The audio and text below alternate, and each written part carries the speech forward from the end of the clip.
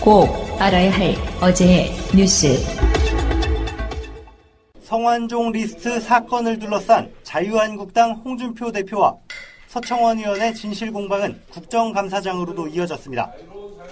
국민의당 이용주 의원이 두 사람 사이의 통화 내용을 확보하고 있다고 주장한 겁니다. 당시 서청원 의원과 홍준표 대표가 오간 이야기는 이런 겁니다. 단순한 협조 요청이 아니라 번복을 해달라고 명확히 말을 했어요. 객관적 자료를 저희 당이 확보를 하고 있어요. 그러자 장제원 의원은 국민의당이 저급한 정치 공작을 시작했다며 녹취록이나 증거가 있다면 당당하게 밝히라고 맞받았습니다.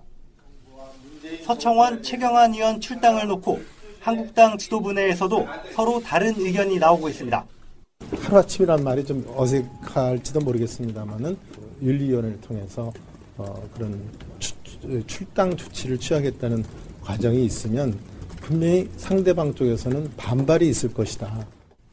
만약 의원총회에서 두 의원에 대한 징계가 무산된다면 바른정당 의원들의 탈당이 속도를 내지 못할 수도 있습니다.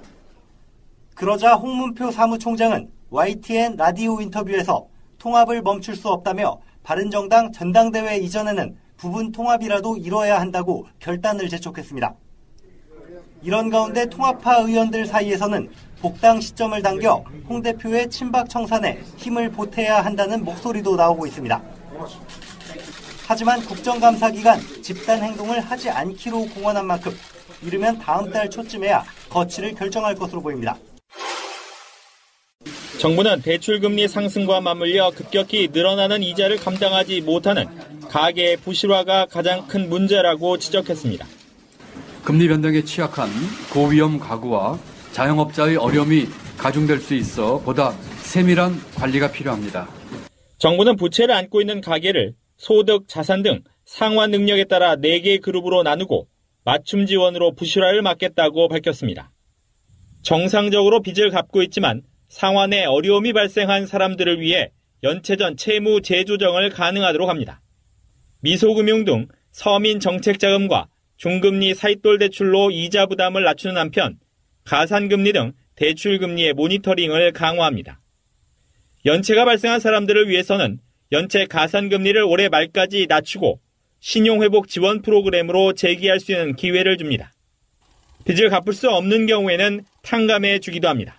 탕감 채무 조정의 대상이 되는 사람과 계층과 채무는 장기 소액 연체자입니다. 소득을 비롯해서 엄정한 상환 능력 심사를 통해서 대상자가 되는지 가릴 것입니다.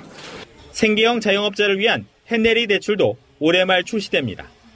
해내리 대출은 기존 소상공인 특별대출의 금리와 보증률을 낮추고 경영관리 컨설팅도 지원해주는 것으로 1조 2천억 원 규모로 조성됩니다. 정부는 구조적으로 생애 맞춤형 소득 지원 제도와 주거, 의료, 통신비 등 핵심 생계비 절감을 통해 서민들의 자산 형성을 돕겠다고 밝혔습니다. 이 자리가 많이 기다려졌습니다. 조금 설레이기도 했고요. 또 한편으로는 이 노동계하고 이게 만남이 너무 늦어지는 것 같아서 좀 초조하기도 했습니다. 그런데 또 노동계가 다 함께 하지 못해서 아쉽다는 생각이 듭니다. 우선은 노동계와 정부 사이의 국정의 파트너로서의 관계, 이것을 다시 복원하는 게 아주 중요하고 또 시급한 그런 과제라고 생각합니다. 정부는 노동계와 함께하고 노동계의 협력을 얻어야만 노동이 존중받는 사회라는 국정 목표에 대해서 한 걸음 더 다가갈 수 있고 또 정부와 협력하고 또 대통령을 설득해내고 이끌어내고 해야만 노동계가 꿈꾸는 그런 세상에 그만큼 더 다가갈 수 있다고 생각합니다. 방송 중간에 좋아요를 눌러주시면 새날팀들에게 큰 힘이 됩니다. 미리 감사합니다. 트위터가 진짜 언론입니다. 말인즉 2부 시작하겠습니다. 1부에 한마디도 거의 안 하고 있는 우리 이정희 실장님. 네네. 왜 안 끼어들어요? 끼어들어요. 이 끼어들 이 틈이 없습니다. 저 표정 봐. 네. 제가 말이 너무 많아요. 누가 편집을 배우고 싶다 그래서 최민희 의원 방송을 한번 이렇게 줘봤어요. 한번 해보라고. 네. 반응이 뭔지 아세요? 편집할 게 거의 없는데 뭐. 실제로 우리 같은 이제 보통의 방송을 막 접하는 아마추어들은 편집해야 될 게 되게 많아요. 그게 어떤 지점이냐면은 방송 듣는 사람은 왜 저기서 리액션으로 반박을 못하지 막 하실 분들도 있어요. 어떤 대화 내용을 보면. 근데 네. 토론이라고 하는 건 이런 거예요. 상대방 말도 들어야 되지만 내가 무슨 말을 해야겠다고 이미 작심하고 들어가는 부분이라 네. 상대방 말이 잘 안 들려. 상대방 말이 끝나면 내가 내 말을 해야지 하는 경우가 꽤 많아요. 아, 예. 실제로 토론이라는 게 그런 경우가 많아서 네. 특히 우리 같은 경우는 우호적 토론이잖아요. 네. TV 나가서 김효재처럼 모든 말마다 말 끊고 하는 그런 식은 토론이 아니고 그냥 말 끊기 아무 말 대잔치. 그렇다 보니까 그런 식으로 하는데 현장의 분위기상 누군가가 말을 강하게 부정할 때가 있어요. 아니야! 뭐 이런 식으로. 때려줘요, 그럼. 그런데 흐름상 보면 그게 그 캐릭터의 비호감으로 나타나는 경우가 많아요. 아. 왜 이렇게 같은 팀들끼리 배타적이지 싶은가? 그럼 편집할 때 그걸 지워줘야 돼요. 그러니까 편집에는 말은대로 그 철학이 있는 거거든요. 흐름상. 네. 그 편집을 한번 맡겨놔봤어요. 한번 해보라고. 그러니까 연습 삼아 시켜봤더니 여러 가지 반응이 나오는데 최민희 의원 할 게 별로 없는데 그러더라고. 그러니까 이종희 시장 말이 맞아요. 끼어들 틈이 없어. 어떡해. 저는요 아침마다 저희 집에서 혼나는 사람이에요. 제가 눈만 뜨면 쫑알쫑알 시작해서 자기 전까지 쫑알대기 때문에 아침에 귀가 되게 예민하거든요. 우리 식구들이. 그래서 그게 긍정적으로 발현되면 절대음감의 딸도 있고 그런 거예요. 귀가 예민하다. 그래서 제가 아침에 일어나서 말하는 거를 듣고 그 음을 파악해서 엄마 기분을 느껴요. 그래서 아기 때 어떤 일이 있었냐면 어떤 날 제가 우울한 날 저는 전날과 똑같이 했어요.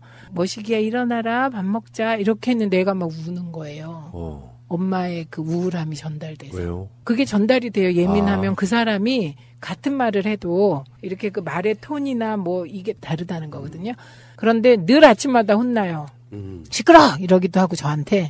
그 다음에 이제 저희 남친은 또 나한테 화내면 제가 또 화내잖아요. 그럼 남친? 우리 집 남친. 집에 사는 남친? 남자친구. 예. 그런데 그 남친은 입에다가 이렇게 손가락을 대고. 정말 미안해요. 예. 근데 끼어드세요. 제도로서의 민주주의가 흔들리고 구타는 일은 이제 없습니다. 민주주의가 밥이고 밥이 민주주의가 되어야 합니다. 비슷한 얘기 하나만 해드릴게요. 짧게. 우리 패널들 중에 그런 게 있어요. 왜 안 끼어들어? 두 사람이 너무 말을 많이 해서. 이게 토론 프로에서는 의미가 없어요. 끼어드는 게 능력이에요. 자기 하고 싶은 걸 하는 거지. 지금 모시는 분에 대한 눈치를 너무 보고 있어요. 그렇게 해가지고 근데 모시질 않는다니까요. 제가 모셔. 아니, 솔직히 그 얘기나 좀 해봅시다. 네. 모신다고 생각해요? 모신다. 그러니까 모신다는 건, 네. 그 우리 동네에서 다른 의원한테 그 밑에서 하는 거 보셨잖아요. 네, 그건 아니죠. 완전. 의원님이 지금 오해하시는데요. 저분은 차를 모신다. 모신다, 차를. 네.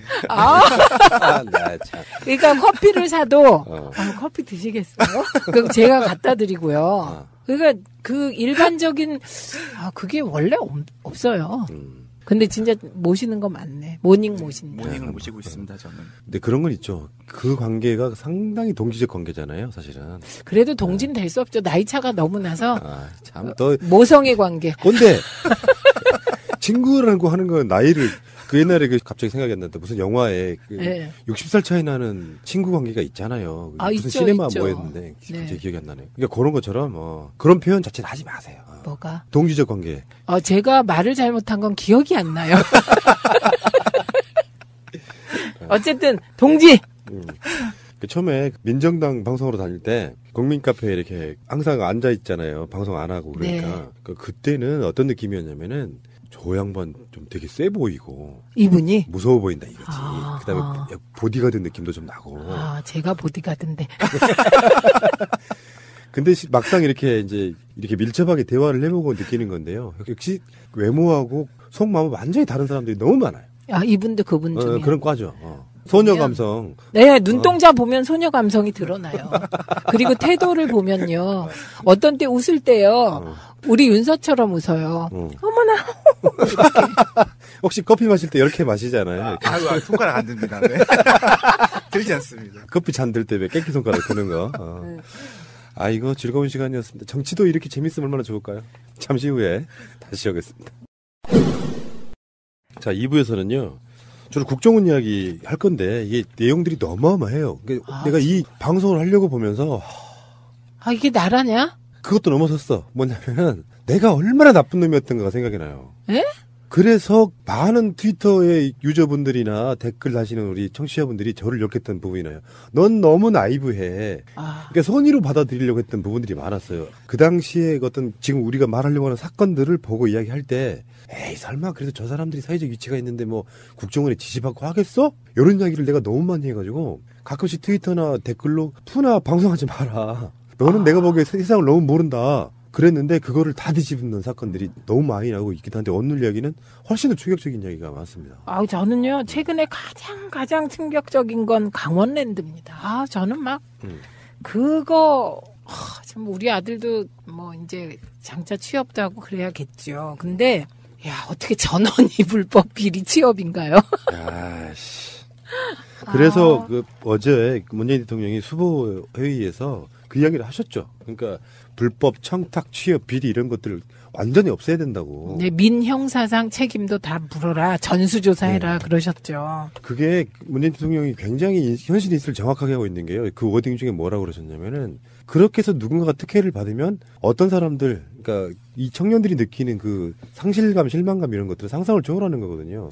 들러리신 거죠. 누군가에게 특혜를 줬다는 건 누군가에게 피해를 줬다는 뜻인 일종의 범죄 행위. 이게 화이트리스트 처벌하겠다는 것도 그런 논리로 요즘에 검찰이 가고 있더라고요. 그러니까 강원랜드는요. 이 숫자를 기억하셔야 돼요. 518명이 취업했는데요. 625명이 비리 청탁자예요. 그러니까 비리 청탁자 전원이 다 취업한 거예요.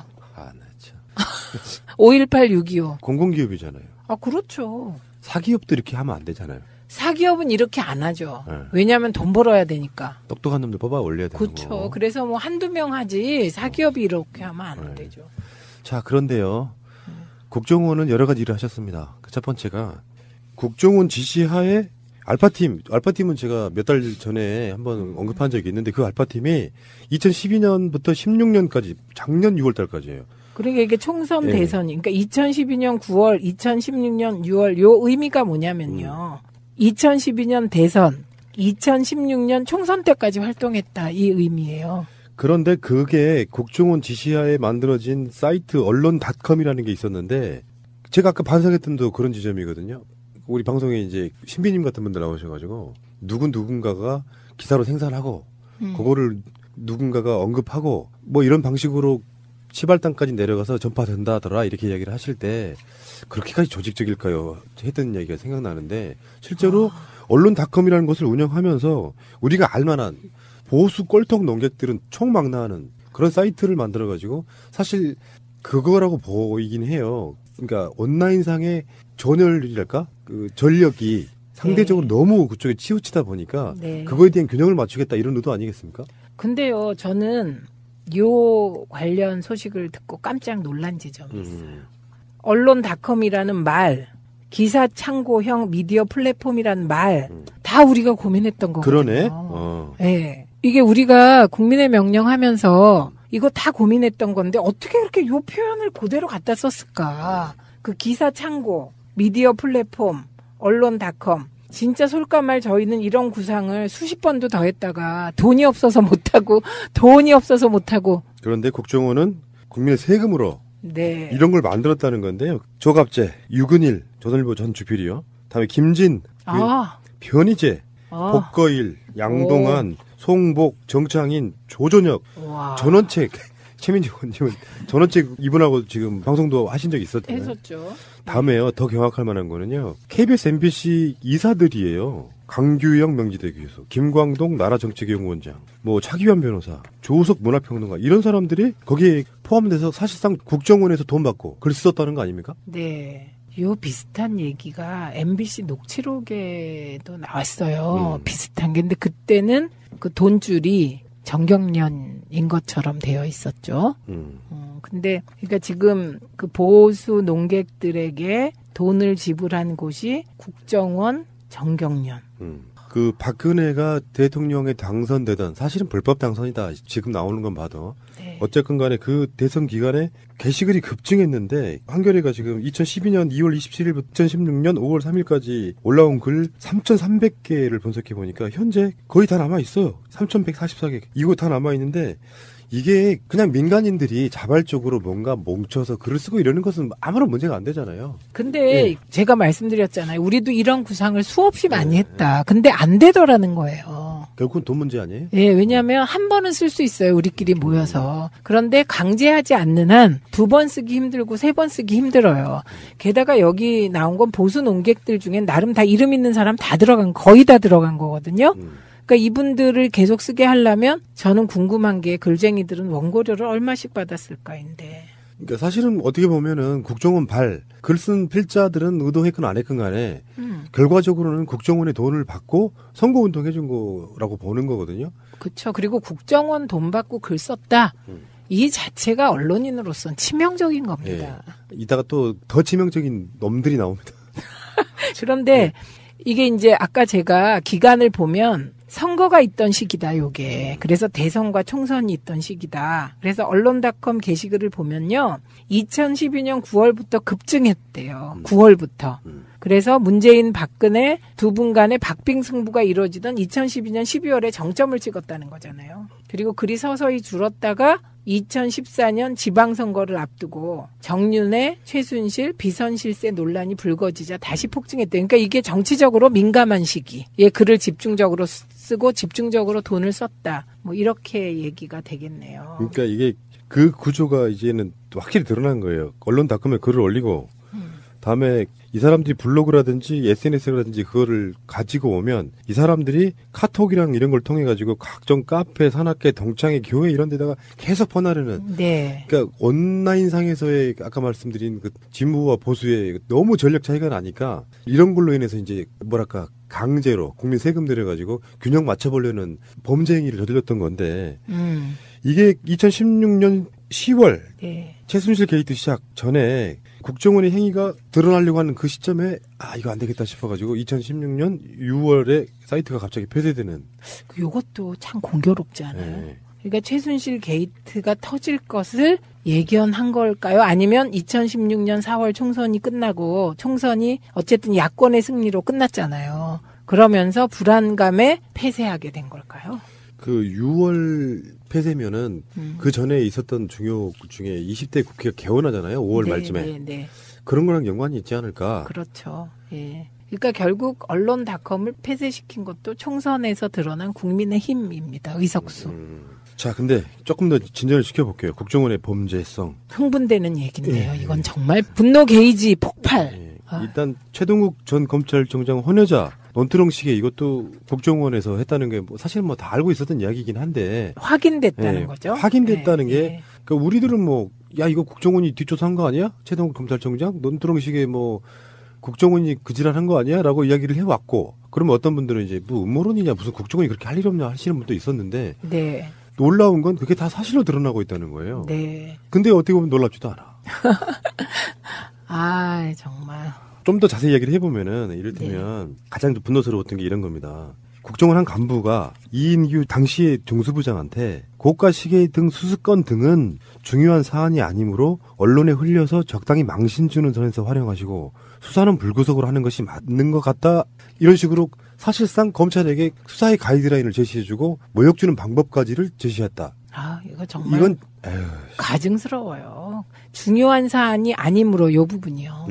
이거는 뭐 이게 이제 그 공무원 신분이 아닌 여사님께 시계를 줬다고 한들 선물했다고 한들 이게 뭐 법적으로 별로 의미가 없으니까 중요한 사안이 아니라는 거. 망신 주라는 거. 그럼 왜 망신을 주려고 했을까요? 이게 노무현 대통령을 올가매려고 하는데 이게 그 다른 이제 받은 돈을 가지고 뇌물로 엮는 거를 주 고리로 하고 나머지는 망신 줌으로써 동정 여론을 차단하겠다는 거잖아요. 그러니까 지금 생각하면 이때 진짜 우리가 잘못했어요. 그리고 진보 언론이 잘못했어요. 굿바이 노무현이라는 그 보도 내고 이거 진짜 잘못했어요. 지금 생각해도 예. 아이고 참 이때도 시시비비를 가려줬어야 되는 거예요. 진짜 이 돈이 뇌물인가, 대통령이 인지했나 이런 거에 대해서 제대로 취재하고 조사하고 논두렁식에 이게 뭐가 본질과 상관 있냐? 이거는 악의적인 검찰의 피의 사실 유포다. 언론이 그렇게 해주는 게 언론이지. 아이고 진짜. 그러니까 노무현 대통령은 대통령직에서 물러나자마자 사실상 1년 안에 국정원 걔들한테 물어 뜯긴 거고요. 검찰도 마찬가지고요. 그래도 뭔가 잘 되기를 많이 바랬고 주주까지로 돼 있는 뭐 한겨레 등의 진보 언론으로부터도 사실은 어떻게 보면 버림받은 거고요. 그리고 아까 말한 시민사회단체로부터도 버림받은 거고요. 그때 성명서를 낸 단체가 있었죠. 네. 그 느낌 속에 대통령 돌아가신 건데 여기에 보면은 그러니까 이게 저는요 방송하는 사람 입장인데 예를 들면 사유가 격리되어 있다가 어느 날 갑자기 이런 뉴스를 접하면 사람들 막 경악할 거 아니에요. 네. 근데 계속 꾸준하게 이런 정보를 받고 이야기하던 사람 입장이라 내가 나를 막 발등을 찍고 싶은 게 이런 소리를 들어도 이제는 놀랍지가 않다는 거예요. 면역이 너무 돼갖고 나쁜 놈의 새끼들이니 하고 말지. 새가 날아든다는 여러분들의 하트를 먹고 삽니다. 잊지 않으셨죠?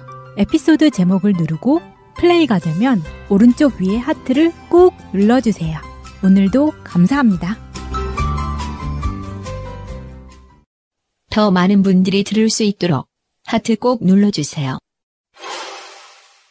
이 다음 상황은 흥분 안 돼요. 언론 공작. 그러니까 KBS 담당 정보관이 국정원에 2009년 5월 7일자 한 일간지의 국정원 수사 개입 의혹 기사와 관련해서 고대영 현 KBS 사장인데 그때 보도국장인데 그 보도국장을 찾아가서 비보도를 요청했다. 이것까지 공작이라고 칩시다. 그런데 개혁위가 밝힌 바에 따르면요. 이 정보관이 보도국장을 상대로 비보도 협조 명목으로 현금 200만 원을 집행했다는 진술, 예산 신청서, 자금 결산서 등을 확보했다는 거예요. 이거는 좀 약간 분노하지 않나요? 이거 아주 구체적으로 KBS의 보도국장, KBS 보도국장이면 정말 언론 방송계에선 나는 새도 떨어뜨리는 거예요. 그런데 일개 국정원 담당 정보관한테 200만 원 받고 비보도 협조하겠다고 했다. 이건 정말. 적당한 단어를 지금 공모하겠습니다. 양아치를 대체할 만한 단어를 공모해 주십시오. 국정원이 수사에 개입했다는 의혹을 그거를 보도하지 않는다는 명목으로 200만 원. 이거 보도 우리 안 할게. 이거잖아요. KBS가 보도 안 하면 파급력은 확 떨어지는 거니까. 그렇죠. 근데 이 상황을 보면 뭐 보도 안 할게 이게 아니라 그냥 뭐 비보도 협조 목록으로 하고 현금 봉투를 전달을 뒤로 하지 않았을까요? 근데 그게 200만 원이라고 하니까 너무 좀.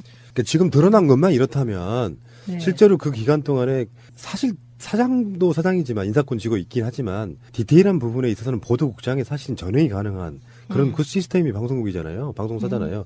근데 드러난 것만 이런 정도면 공영방송의 보도국장이라는 자가 현직이 지금 KBS 사장이라는 자가 그 당시에 있을 때 이런 건요 한 건으로 끝날 수가 없는 사안이에요. 네, 계속 그래요. 습관적으로 뭔가를 해왔다는 거잖아. 그렇죠. 돈을 받을 정도면 상당히 가깝다 이렇게 유추할 수 있고요. 물론 지금 KBS는 이게 사실이 아니다라는 입장을 밝혔다고 합니다. 당연히 그렇게 얘기하겠죠. 네. 그런데 이게 사실이 아니라면 어떤 얘기가 되는지 아세요? 네. 횡령이네 국정원 직원이. 예, 그러니까 거짓말 진술했고요. 예. 예산 신청서 가라로 올렸고요. 자금 결산서 다 가짜로 올리고 자기가 가졌다는 거예요. 그러면 이제 고대영 전 국장과 이 정보관 사이에서 진실 게임이 벌어지게 되는 겁니다. 근데 하는 짓을 보면 충분히 받았을 것으로 의심이 되는 짓을 했기 때문에 우리는 그 국정원 직원의 말을 더 신뢰합니다. 저는 그냥 결산서나 뭐 이런 거 서류로 남아있는 거. 그러니까 200만 원만 받았겠느냐는 합리적인 의혹도 한번 해보고요. 그렇죠. 이런 거일 것 같아요. 예를 들어서 그거 돈을 주면서 그거 보도하지 말아달라 이런 것보다 관행적으로 어떤 그 뭐랄까 열심히 하시면은 뭐 좋은 어떤 그 금일봉 면목으로 그쵸. 정기적으로 주지 않았을까 이런 생각해봐요. 그러니까 봉투가 한 번 건네지고 말았다고 보기가 어려울 것 같습니다. 근데 이건 정말로 그 전에 나왔던 이야기들은 그래도 그런 놈들이니까라고 국정원 놈들이니까 뭐 검찰 놈들이니까라고 분노하지만 그 새끼들 원래 그런 새끼들이니까라는 생각이 들어서 별로 그렇게 분노 안 된다 이런 것보다 그렇게 치부가 되는데 야, 공영방송의 보도국장이 국정원으로부터 돈을 받고 특정한 국정원의 범죄성에 관련된 기사를 안 낸다. 그것도 200만 원에. 이게 좀 너무 싸게 팔았다. 이런 생각을 이 고대영 전 국장한테 우호적인 사람들도 할 것 같아요. 그래서 의심하게 될 것 같고요. 제가 KBS 내부 종사자라면 진짜 정말 너무 부끄러울 것 같아요.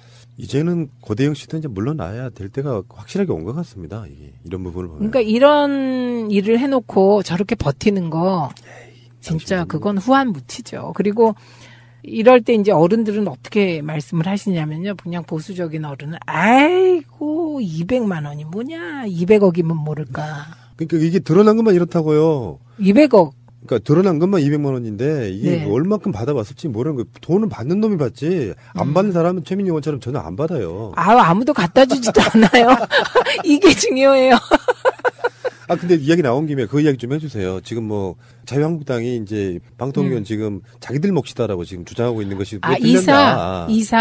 KBS 이사. 예, 지금 이건 구성을 잠깐 말씀드리면 KBS, MBC, EBS는 이사회가 있습니다. 그래서 그 이사회가 사장을 뽑게 되어 있습니다. 그런데 MBC하고 EBS는 이사수가 총 9명이고요. KBS는 11명입니다. 근데 이 구성이 KBS는 지금 7대4로 되어 있고요. 여야 비율이. 그다음에 MBC하고 EBS는 6대3 구조입니다. 근데 지금 MBC의 경우 구 여권이사 2명이 그만뒀잖아요. 그럼 그 2명의 자리를 여당이 채우는 겁니다. 6대3이니까. 그 여당이 채우게 되면 이제 여당 몫이 5, 야당이 4가 되는 거죠. 그런데 지금 자유한국당은 정말 이상한 겁니다. 그 말이. 지금 여당인 줄 아시는 거죠. 그러니까. 예, 그래서 우리 사람 빼냈으니까 우리가 또 할게. 예, 이게 말도 안 되는 주장을 하는 거고 또 하나는 아니 그 방송사 이사회 구성하는데 당이 왜 관여합니까? 이게 논란이 많은 사안이에요. 원칙적으로 말하면 방통위가 알아서 하는 겁니다. 그렇죠. 예, 그러니까 방통위는 무시하시기 바랍니다. 그 뭐 고대영 씨 같은 그런 논리죠. 자유한국당 이야기가 그런 셈이죠. 예. 예. 이를테면 그 대표적인 사례가 지금 뭐 제 앞에 있는 최민희 의원 아니에요. 저요? 정당 당적을 가졌기 때문에 방통위원장 후보에도 못 올라갈 정도로 중립성이 중요한데 네. 여기다가 그 중립 지켜야 될 공영방송의 당시 보도국장은 국정원 돈 받고 어떤 보도를 안 해버리고 그리고 중립 지키라고 있는 자리에 있는 사람들을 자기들 몫이네 뭐네 하면서 또 어그로 끌고 에휴 참. 어쨌든 간에 저는 KBS의 고대영 사장이나 이런 사람들은 일단 물러나야겠죠. 물러나지도 않고 지금 이렇게 버티고 있는 게 자체가 말도 안 되는 것 같고요. 그러니까 이런 일뿐만일까요? 이것뿐일까요? 막연한 어떤 드러나지 않은 확정되지 않은 사실에 대해서는 우리가 상상을 못하니까 이야기를 못하는 것 뿐이지 네. 그 검은 돈들과 그들의 추악한 뒷거래와 정권 유지를 위해서 해왔던 이런 짓들이 밖으로 드러나는 걸 보면 처음에는 그런 것들을 받아들이면 야 정말 나쁜 놈들이다 이 생각이 들다가 우리 정신분열 될 것 같아요. 혼란스러운 그 느낌이. 착한 마음에 상처받지 마시고요. 저는 그러니까 뭐가 더 있을 거라고 생각을 해요. 그건 문화상 향응 접대가 더 있을 것이다. 이런 생각이 들어요. 그렇죠. 뭐 고급 설치 가가지고 발가벗고 놀겠죠. 뭐. 그건 영화고요. 그럴 수도 모르잖아요. 순진하신 우리 제 의원님 그런 데 안 가보셨잖아. 여자라고. 아니 전 남자라도 못 가봤을 것 같아요. 돈이 없어서. 그리고 그 이너서클에 못 들어갔을 것 같고. 그러니까 그 이너서클에서는 들어가고 싶지도 않고. 일단 정보원의 그 공개되지 않는 활동비 같은 것들로 네. 쫙쫙 결제해주고 아이고 우리 뭐 국장님 뭐 내가 연기자라면 국장님 뭐 요즘에 굉장히 열일하시는데요. 오늘은 뭐 좋은데 오실게요. 그리고 나서 뭐 옷에다가 좀 모양 안 빠지게 금일봉도 좀 넣어드리고 아가씨들 옆에 좀 앉혀주고 재밌게 놀고 그리고 뭐 그런 식의 커넥션 있잖아요. 어떻게 왜?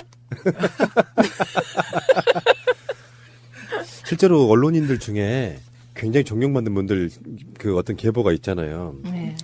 언론인들은 최근에 친문 정치인들보다 더 깨끗해야 돼요, 사실은. 당연하죠. 네, 친문 정치인들이 사실 무슨 청렴함의 대상으로 이렇게 몇 분 거론되는 분들이 있는데 우리 최민희 의원 포함 언론인들은 그러면 안 돼요. 제가 어느 순간에 만약에 어떤 그 신문 방송학계에 어떤 강의를 하루라도 할 기회가 생긴다면 제가 배워왔던 신문 방송학을 저는 다 바꿔버리고 싶은 생각이 좀 들어요. 어떻게 보면은. 실제로 신문 방송학과 다니는 사람들이 뭐가 있냐면은 언론 실무도 배우지만 대부분 다 이론을 배우잖아요. 커뮤니케이션 관련된 것들. 네. 그중에 언론이 갖고 있는 기존의 패러다임을 바꿔야 될 게 몇 가지가 있어요. 네. 근데 어쨌건 간에 언론 자체는 내가 청렴과 도덕성을 갖고 있지 않으면 언론이 아니에요. 그냥 그거는 정파를 갖고 있는 정파적 느낌의 스피커밖에 안 내는 거거든요. 그렇죠. 예. 그런 자가 지금 KBS 내가 수신료도 내고 있고 세금도 내고 있는 그 자리에 앉아 있는 거예요. 국정원의 돈을 받은 자가. 빨리 물러나야지. 제가 그 말씀을 하시니까 돌아가신 송건호 회장님이 생각이 나네요. 송건호 회장님은 본인이 동아일보에서 해직된 게 아니고요. 언론 자유를 외치는 젊은 기자들을 편집국장인 네가 잘라라. 그러니까 자르라고 지시한 전날 그만두셨어요. 정의로운 내가 젊은 후배들을 자를 수 없다 해서 그만두셨고, 이제 저에게 말씀하실 때 가장 지금 인상에 남아있는 게 뭐냐면 생계에 대한 불안으로 집에 들어가면 늘 머리가 빙빙 돌았고 천정이 땅바닥이 되고 땅바닥이 천정이 됐다. 그런 고통을 딛고 절개를 지키신 거예요. 그래서 지금 정말 언론인, 참 언론인의 귀감으로 기억되고 계시죠. 그래서 그분은 동아일보 쫓겨난 이후로 박정희 대통령이 뭐 청와대 뭐를 준다, 뭐를 준다 그렇게 회유하셨지만 넘어가시지 않았고요. 80년 전두환 군부 정권이 들어서면서 많은 언론계 원로들이 절개를 꺾었습니다. 근데 그때도 수많은 회유에도 꿋꿋이 정도를 지키신 송건호 회장님이 오늘 너무 떠오르네요. 예. 2009년 4월 달에는 그 원세훈이 노무현 전 대통령의 이중적 행태를 부각하라 이런 방침이 있어가지고 언론 담당 팀장 이런 국정원 직원 4명이요. SBS 사장도 만나가지고 노 대통령 수사 상황을 적극 보도해라. 뭐 이런 식의까지 이런 표현이 적당할까요? 마각, 검은 그림자를 안 뻗은 데가 없다. 이런 생각이 좀 들고요. 지금 뭐 관련돼 있는 그 SBS 전 사장 이 양반도 사실 무근이다 이렇게 말을 하고 있는데요. 근데 그분은 이명박 대통령 시절에 비서실장이었는데요. 그렇죠. 그런 방식으로 가는 거고요. 그래도 SBS는 한 달 후에 보도하죠. 이거 말고도요, 뭐 43개 보수단체와 정경련을 비롯해서 19개 기업 간의 매칭을 통해 가지고 기부금 제공, 광고 발주 이런 방식의 이런 모든 작업들을 전부 다 국정원이 했다는 거예요. 이 보수단체가 그 화이트리스트를 지원하듯 보수단체 화이트리스트도 있을 거라고 생각이 들고요. 이게 늘 지원금이 한쪽으로 몰리면 다른 쪽은 피해를 받듯이 이제 진보적인 혹은 개혁적인 단체들은 이 시기에 엄청난 핍박을 받았습니다. 그러니까 국정원이 대기업하고 흔히 말하는 지들 말하는 보수단체하고 연결을 시켜주는 거예요. 이걸 매칭이라고 하는데. 네. 그러니까 후원사가 되는 거예요. 진짜 정말 어처구니가 없네요. 그래갖고 보면요. 2009년 4월 14일에 청와대 정무수석실 시민사회 비서관이요. 5개 공기업의 좌파단체 지원을 차단하고 자체 선정한 보수단체 27곳하고 인터넷 매체 12개 이쪽으로 기부와 광고를 돌려줄 것을 국정원에 요청하였고 참 희한하죠. 국정원에 청와대가 요청한 거예요. 요청하였고 원 전 국정원장이 국내 정보부서에 이에 이행을 지시했다. 그러니까 이게 국정원 공화국 2009년에는 국정원이 정권의 핵심에서 국내 정치를 이끌으셨네요. 새가 날아든다를 들으시면서 국정원의 폐악질을 계속 이야기하고 있잖아요. 주요 주제 중에 하나예요. 날마다. 네. 근데 지금까지 나온 거는 큰 그림으로 보면 이런 거예요. 국정원 적폐청산 TF가 조사하겠다고 나온 리스트가 총 13건인데 그중에서 문화예술계 블랙리스트, 정부 비판, 정치인, 교수 비난, 여론전 주도, 추명호 전 국정원 국장의 직권남용 및 비선보고 의혹 등 지금까지 나온 이야기가 4가지밖에 없는 거예요. 아직까지 수사가 안 된 게, 그러니까 조사가 안 된 게 NLL 정상회담 대화록, 다음에 헌재 사찰, 서울시 공무원 간첩 사건 조작, 다음에 좌익교수 필명 사건, 세월호 참사 관련 의혹들은 아직 조사도 안 됐다는 겁니다. 그러면 국정원은 제가 그 전에 표현을 했거든요. 이제 걸레원 됐다. 국가기관으로서 의미가 사실 없는 거라고 저는 보거든요. 실외기원 이렇게 된 건가요? 그러니까 걸레원 된 거예요. 이거는 국정원이 할 수 없는 일을 골라서 했다는 건데 지금 총 13건 중에서 이제 큰 카테고리로 4개 건만 나온 게 이 정도면 이거 어떻게 해요? 나중에 솔직히 겁나는 게 세월호 사건 관련해서도 사실 실소유주 의혹이 있잖아요. 이런 것들이 실제로 다 그대로 밝혀지면 우리가 그걸 어떻게 받아들여야 되냐고요. 그냥 꿋꿋하고 당당하게 받아들여야 됩니다. 네. 그리고 뻔한 말씀 감사합니다. 그 뻔한 게 정답이에요. 예. 그리고 저는 여기서 주목하는 단체가 있습니다. 어딘데요? 국정원이 자유총연맹 등 3개 단체를 S급 스페셜이죠. 그다음에 미디어 워치 등 5개 단체를 A급, 예. 국민행동 등 4개 단체를 B급, 한반도 선진화 재단 등 4개를 C급, 시대정신 등 2개를 D급으로 분류했다라는 거 아니에요. 이게 화이트 리스트예요. 그런데 이 중에서도 미디어 워치 주목합니다. 그리고 이 미디어 워치가 우리가 그 MBC 녹취록 폭로한 곡이 들어있는 미디어 워치이고요. 이상하게 저를 욕하는 기사가 나면요. 여러 군데 쫙 나요. 그 중에 하나. 저 정말 괴롭힘 많이 당했어요. 지금 그 태블릿 PC 건도 주도하고 있는 게 이 변희재예요. 대한애국당의 이 친구가 무슨 정책위 의장인가 사무총장인가 그거 하고 있어요. 아, 정책위 의장식이나? 아, 그러니까 이거를 보면 사실은 지금 수사 대상 중에 한 명이거든요. 뻔뻔하게도 지금 나와가지고 이번에 그 친박 단체들 집회에 나가서도 연설하고 계시더라고. 근데 그렇게 해야 수사가 늦어지죠. 그거는 뭐 신념이나 가치관인지는 잘 모르겠고요. 그 내지도가 어떤지를 제가 투시가 요새 잘 안 돼가지고 옛날 같으면 관심법에 의해서 그게 다 투시가 됐는데 능력을 잃어갖고 투시는 안 되지만 어쨌든 수사가 늦어지죠. 대한애국당 보호의 테두리에 있으면. 아까 말씀하신 것 중에 A급으로 자유총연맹 등 3개잖아요. 네.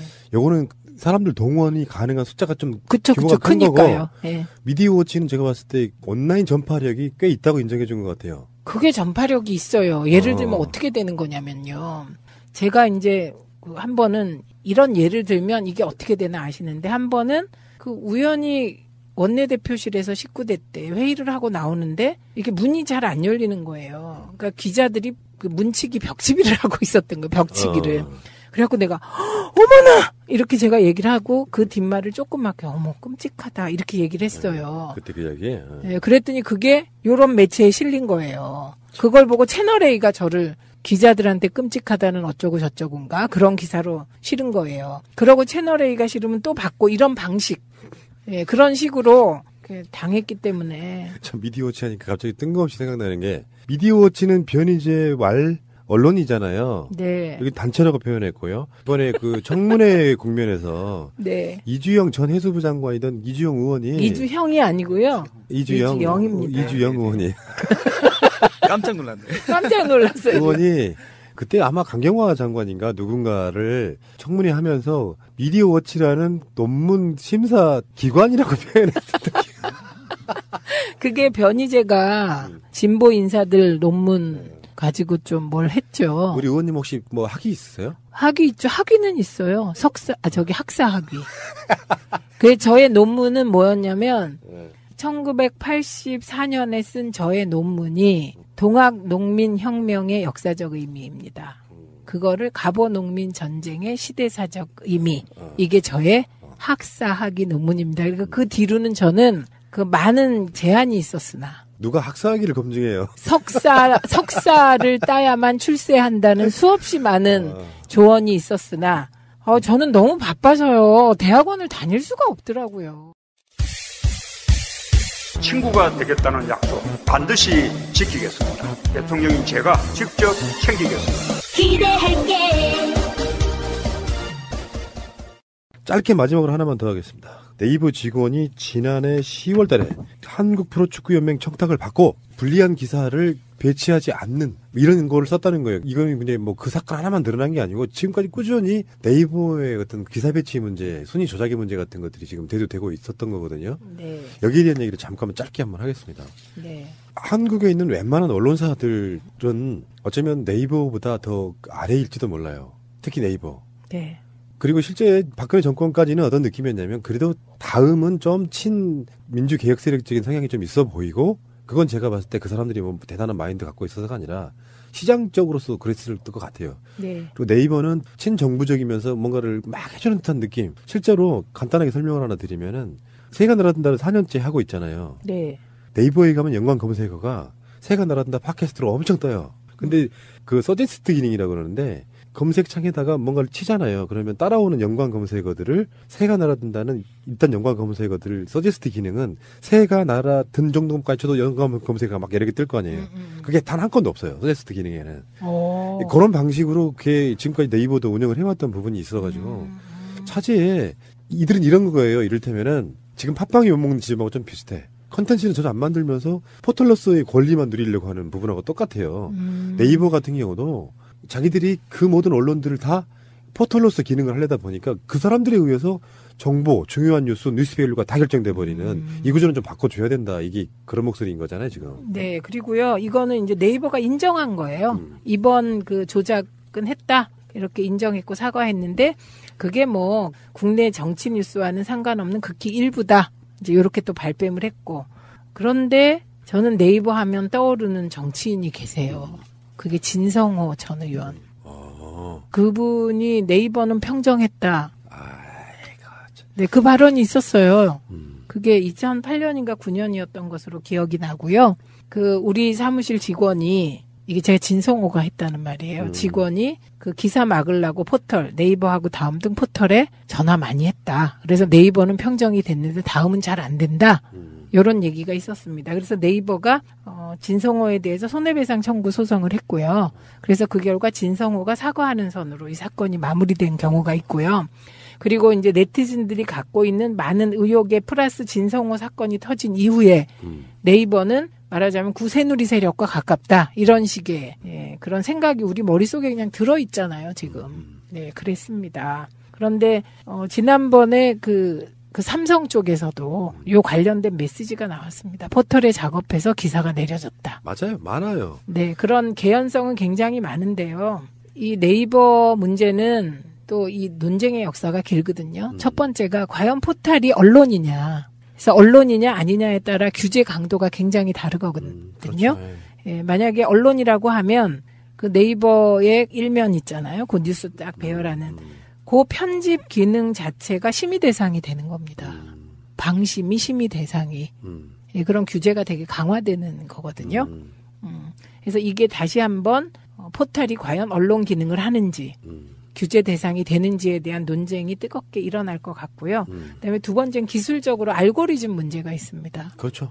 예, 그러니까 원래 자유로운 건 그런 거잖아요. 어떤 기사가 언론사별로 자율적으로 포털에 이렇게 돌아가면서 뜨게 만들고 어떤 기사가 클릭수가 많거나 댓글이 많이 자연적으로 달리면 그게 상위로 노출돼서 맞아요. 일면으로 가고 원래 그렇게 하는 거잖아요. 그런데 그게 이제 공정한 기회라는 건데 그 공정성을 상실했다는 거잖아요. 그리고 그게 정치적 의도까지 들어가 있는 것으로 의심받고 있고 저는 의심을 강하게 합니다. 네이버. 이런 시스템이라고 보시면 될 것 같아요. 아까도 초반에 말씀드렸던 것 중에 하나가 그 온라인상에 너무나 이렇게 차이가 나는 부분을 극복해 보고 싶어서 어떤 꼼수를 쓰냐면 네. 네이버를 일단 장악했을 것으로 추정되는 거고 네. 어떤 작업들을 통해 가지고 아까 그런 증언들처럼 네. 그리고 하나 더는 그렇게 장악되고 있는 상태에서 댓글 작업을 같이 하는 거예요. 그래서 만약에 민주당을 까는, 뭐 문재인을 까는, 뭐 이런 식의 어떤 아젠다들에 대해서 추천수를 굉장히 많이 조작하는 방식과 댓글 조작하면서 온라인을 인위적으로 장악하려고 하는 이런 부분들을 사실 네이버가 어떤 토대가 됐다거나 그건 사실 맞는 이야기잖아요. 예. 네. 그런 부분에서 네이버에 지금 출신이신 분 중에 한 분이 지금 청와대 국민소통수석이시잖아요. 아, 네. 그 부분에 대해서 뭔가 좀 네이버도 차제에 그래서 없었잖아 이렇게 말씀 못 드리겠지만 진짜로 언론으로서의 어떤 사실상의 기능을 하려고 하면 굉장히 투명한 시스템 속에 놔줘야 돼요. 안 그러면 계속 조작 의혹에 시달릴 수밖에 없어요. 아, 그렇습니다. 그런데 이제 이 세상의 모든 사안은 이게 예민한 지점이 있는 거거든요. 이게 뭘 말씀드리냐는 거면 포털을 규제하는 게 포털 규제만으로 끝나지 않고 인터넷 전체에 대한 규제 논의로 갈 가능성이 있고 이게 SNS까지 침해해 올 우려가 있는 거예요. 그래서 이전 정부는 그러니까 새누리 세력은 늘 포털을 규제하려고 그랬어요. 자기 손아귀에 확실히 두고 싶어 하는 느낌을 줬거든요. 근데 우리는 좀 자유를 주자. 자유롭게 놔두자. 그러면 그게 스스로 자정 기능을 가지면서 언론 기능을 할 것이다. 이렇게 봐왔던 거거든요. SNS와 포털에 대해서. 근데 지금 드러난 것은 네이버가 보수 세력 쪽 기득권 쪽의 입장을 대변함과 동시에 카르텔이 있다는 증거가 나온 거기 때문에 저는 이건 다른 차원에서 이 부분은 제한적으로 접근해야 될 것으로 봅니다. 원칙은 자율적인 것에 맡기되 네, 네. 이게 계속해서 버티는 게 왜 그러냐면 독점적 사업자라고 불러도 되잖아요. 네. 거의 독점이라고 하면 검색시장에서는 특히. 네. 그러면 이거를 뭔가 공정거리 차원에서 한번 들여다봐야 돼요. 네. 그래서 이게 정말로 공정하게 하고 있는지를 한번 들여다볼 필요가 저는 있다고 생각하거든요. 네. 네. 맞습니다. 그리고 우리가 받는 피해의식이란 건 그런 거예요. 네이버가 장악되고 공영방송 장악되고 댓글 부대에 와서 댓글 달고 하면서 그 많은 여론들을 조작해내면서 사실상 범죄에 가까운 일을 청와대와 국정원이 했다는 거니까 네. 여기 대해서 마치 네이버는 우리는 뭐 개혁 작업을 관광하고 있어 즐기고 있어 이런 관점으로 바라볼 게 아니라 본인들도 최소한 반성 또는 조사 대상이 저는 돼야 된다고 보는 거거든요. 네, 맞습니다. 예. 알겠습니다. 오늘 긴 시간 동안 할 말이 저 무지 많아요. 그렇죠. 앞으로도 저는 몇 시간을 그냥 원고 없이 푸나님하고 역시 재밌게. 디테일의 제왕. 어쨌건 간에 그 최민희 의원하고 하는 방송은요, 저는 뭐랄까 굉장히 보람이 있어요. 어떤 보람이 있냐면은 의원님 못 느끼시겠지만 의원님은 내 시각을 배워가는 측면도 있을 거라고 봐요. 네. 네. 저도 마찬가지로 정치를 바라보는 시각이 좀 넓어져야 뭐 선동을 하든 운동을 하든 뭐 평론을 하든 할 거 아니에요. 근데 좁은 시각으로는 그 전체가 다 마무리가 안 되는 거죠. 일반 국민 상식선에서 봤을 때 정치라고 하는 거를 내가 설명을 최소한 끌어가는 사람이라고 하면 그 시각들을 여러 사람들 통해서 배우지만 그중에 가장 큰 멘토는 우리 최민희 의원님이라고 말씀드렸어요. 어머, 제가 푸나님의 멘토 지위로 격상? 한 100명 중에 1명. 그러면 억셉트 받아들이겠습니다. 그리고 하나만 더 말씀드릴게요. 이제 받아들이시는 분들은 그렇게 받아들이시는지 모르겠는데 예를 들어서 방송은 일단 나름대로 이렇게 알콩달콩 재밌는 게 있어야 되잖아요. 네. 그러면 내가 최민희 의원님을 일종의 이렇게 장난하듯이라도 구박도 막 하고 그럼 그거를 오해하시는 분들이 있어. 네? 실제로 그러니까 구박한다, 희화한다. 저 언제 구박하셨어요? 말하자면. 저한테 알려주세요. 그러니까 못 알아들어. 그거를 구박한다고 생각하시는 게 아니라 서로 간의 케미예요, 케미. 네. 서로 굉장히 존중이 된 상태에서 어떤 이야기를 해도 서로 오해 안 할 만큼의 관계가 있는 거거든요. 그거를 최민희를 희화화시키거나 모욕 주거나 구박하지 마라 이렇게 하시는 분들이 있는데 오해하시지 마세요. 그러세요? 네. 저는요 요즘 제가 좋아하는 젤리를 정말 많이 먹고 있습니다. 그리고 향긋한 귤차와 향긋한 대차를 많이 먹고 있습니다. 진짜 힐링타임 갖고 있고요. 저는 새날에 오는 게 즐겁습니다. 그리고 푸나님에게도 저하고 방송하는 이 시간이 진짜 고생 많이 하시잖아요. 그러니까 힐링타임이 됐으면 좋겠어요. 방송 이제 끝내시려고요? 에? 아니 그냥 마지막 오늘... 방송 같아. 그래요? 어머, 저는 이러다가 집에서도 혼나는데. 알겠고요. 좋은 방송이었고 다음 주에도 변함없이 뵙겠습니다. 고맙습니다. 고맙습니다. 완전한 대한민국 문재인과 손잡고 다시 하나 되는 우리 대한민국. 끊지 마세요. 끊지 마세요. 야수의 첫사랑 이거에 대해서 이렇게 약초님이 말씀하신 게 정말 너무 심심해서 좀 빨간색으로 갈까 이렇게 고민을 했으나 지금 이야기 안 하면 정말 기회가 없을 것 같아서 첫사랑 하기 싫으면 첫 경험을 하셔도 돼요. 첫 경험은 빨개지는데요. 언제를 첫 경험이라고 해야 될지 모르겠어서 그러니까 그 스킨십이 저기 하체 쪽으로 갔을 때를 이제부터 첫 경험으로 보시면 됩니다. 그래서 책 이야기를 하고 싶어가지고 그러니까 제가 책에 집착하게 된 계기, 그러니까 책에 정말 지금 우리가 지금 이 몸 상태가 이미 지금 낚시로 많이 지쳐 있거든요. 책으로 하신다고 첫사랑 책 얘기를? 저는 개인적으로 책에 대해서 좀 집착하는 편이에요. 그러니까 어떤 고민거리가 있거나 궁금한 게 있거나 힘들 때 항상 책으로 뭔가 정리를 하거든요. 그래서 그 습관이 그 버릇이 언제 생겼나 생각해 보면 제가 정말 좀 몰입해서 읽었던 책 한 권이 생각나는 게 있어요. 그러니까 진짜 제 인생에 정말 단 한 권만 꼽으라면 그 작품 하나가 끝없는 이야기라는 동화책이 있습니다. 네버엔딩 스토리. 예, 프로그램하고 정말 잘 맞는 책이네요. 그게 우리나라 번역된 게 그 끝없는 이야기라는 책이고 영화로도 만들었을 때 네버엔딩 스토리라는 제목으로 1984년도에 영화로도 나왔어요. 영화로도 나왔던 책이에요. 예, 그 미하일 엔데라는 작가가 정말 전 세계적으로 유명한 작가인데 그분이 1979년도에 발표한 책이에요. 근데 제가 그 책을 처음 읽었을 때가 초등학교, 그러니까 그 당시는 국민학교였죠. 국민학교 3학년 때인가 4학년 때인가 정확하게 기억 안 나는데 저는 4학년 때라고 기억해요.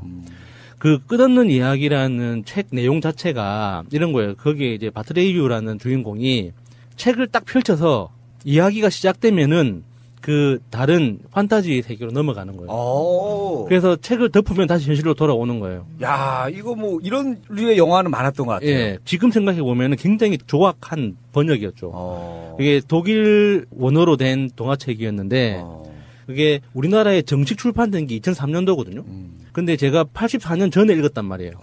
그러니까 그 유통 과정이 이게 굉장히 좀 조악한 상태로 번역이 돼서 읽었는데도 불구하고 제가 그 책을 제 기억으로 한 20-30번 읽었던 것 같아요. 그러니까 한 책을 그게 그러니까 너무 무서워가지고 제대로 못 봤던 거죠. 빨려 들어가는구나. 예, 그러니까 이 주인공처럼 책을 딱 펼치면 이제 그 세계로 딱 빨려 들어가서 너무 무서워가지고 그 한 번 읽는데도 한 일주일씩 걸렸거든요. 처음 나랑 끝까지 읽는데서. 저는 만약에 그런 거 벌써 빨려 들어간다는 걸 알았으면 그때부터는 이제 성인 잡지로 넘어갈 거야. 빨려 들어가지 않나. 계속 테스트 해보고 그럴 것 같은데. 그렇게 너무 무서운데 이게 정말 흥미진진하고 그래서 막 너무 무서워서 이렇게 입을 뒤집어 쓰고 막 읽고 막 그랬거든요. 그렇게 그 책 한 권에 대해서 이제 정말 흠뻑 빠져서 읽는 거죠.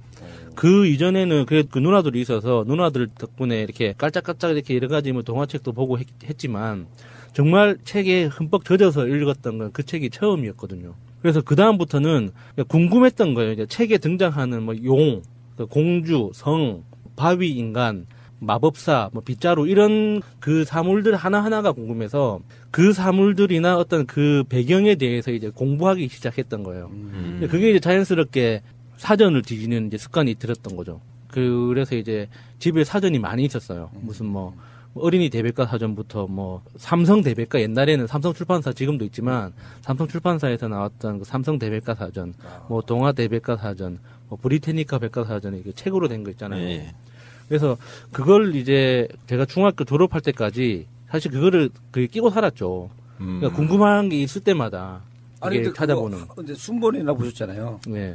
한번 보고 나면은 책 같은 경우 좀 그런 경우가 많죠. 한번 보고 나면 어떤 내용이 다 아니까 다시 잘 안 보게 되고 많이 읽는다 그래야 그나마 한 몇 년 지나서 한 번 더 읽고 이 정도인데 그렇게 순번씩이나 볼 정도로 이렇게 좀 제가 그거 말고도 내용도 다 아실 텐데 그거 말고도 이렇게 그리스인 조르바라는 소설도 한 30번 정도 넘게 읽었어요.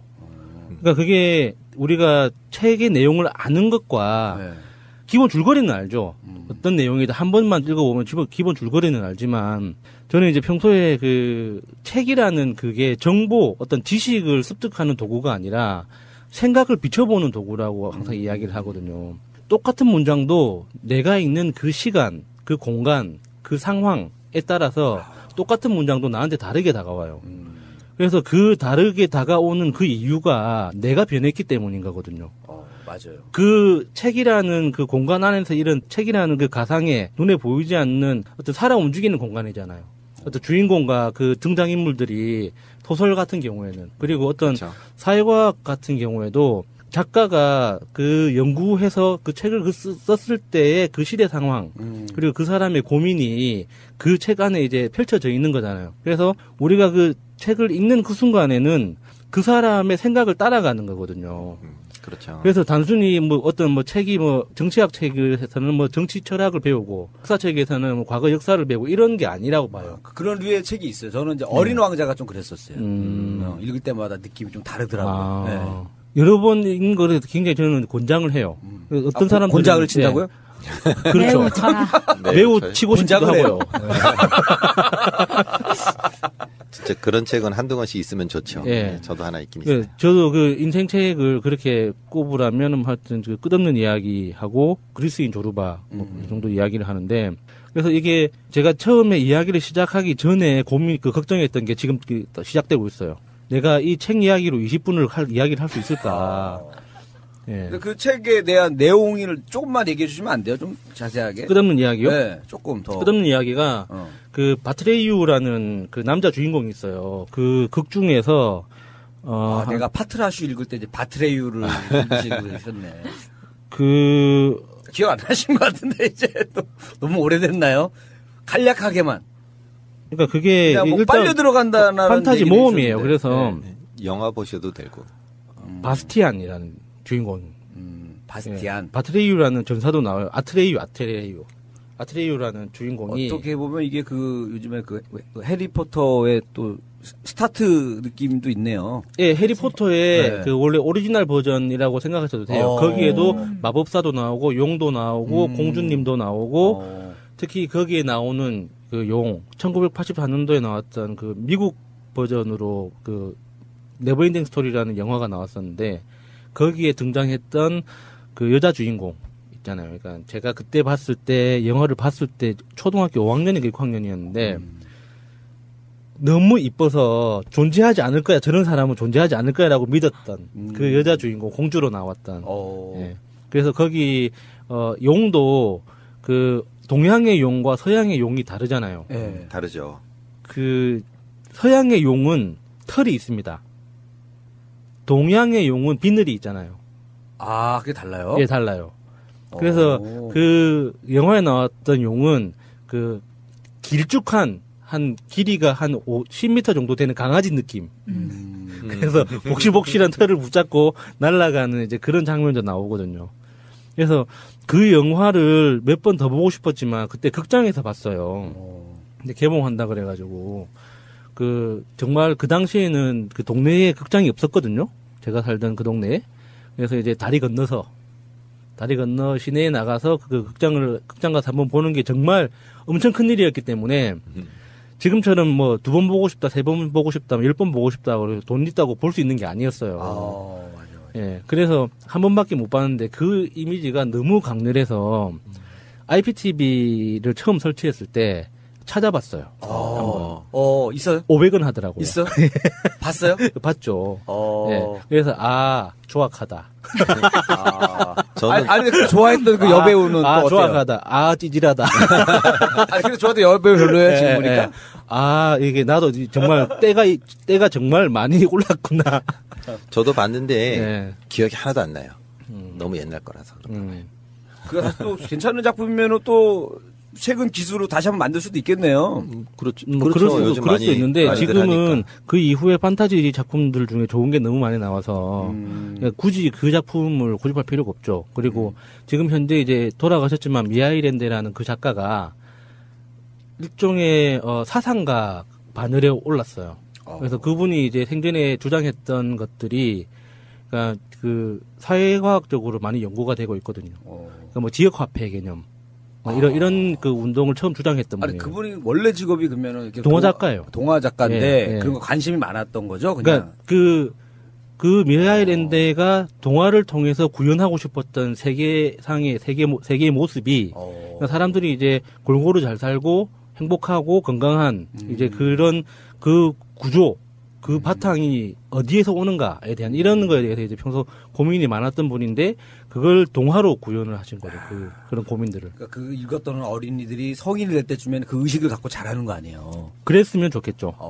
근데 저를 봐도 그렇지는 성공하지는 못했던 것 같아요. 그러니까 이런 것도 어떻게 보면 그 동화 작가의 그런 상상처럼 이게 안 좋게 쓰면은 예를 들어서 뭐 국정화 교과서라던가 이런 데다가 응용할 수 있는 거 아니에요. 내가 주입하고 싶은 사상을 자연스럽게 넣을 수 있으니까. 그러니까 우주의 기운을 빌린다던가. 그렇죠. 야, 나머지 8분 뭘로 하실 거예요? 근데 사랑 얘기 꺼내 보시죠 한번. 예? 첫사랑이든 첫 경험이든 이게 진짜 이게 쥐어 짜는 건데 첫 키스든 뭐 하나 꺼내 보세요. 제가 정말 진하게 정말 사랑했던 그 이야기를 정말 곁다리로 잠깐 정말 이게 사죄하는 마음으로. 그 제가 제대하고 나서 보통 그 예비역들이 정말 소개팅 많이 하잖아요. 많이 해요. 후배들을 막 들들 볶아가지고 어떤 수를 써서라도 그 소개팅을 많이 하는데 저는 그 당시 어떤 아웃사이더 이런 더러운 것들 소개팅 따위를 하다니 막 이런 좀 스타일이었어요. 소개팅을 왜 해? 인간 대 인간으로 만나야지. 왜 조건으로 따지고 만나? 막 이렇게 그 이야기를 하던 편이었는데 그때 제 친구 중에 유치원부터 대학교까지 같이 다녔던 친구가 있어요. 유치원, 초등학교, 중학교, 고등학교, 대학교를 같이 다녔던. 그래서 같이 친하게 지내면서 정말 실력도 비슷비슷했네요. 그러지 않고서 대학까지는 쉽지 않거든요. 네, 그게. 그렇게 이제 그 다녔던 친구가 있는데 그 친구가 이제 그 군대도 비슷한 시기에 갔다가 비슷하게 전역을 했거든요.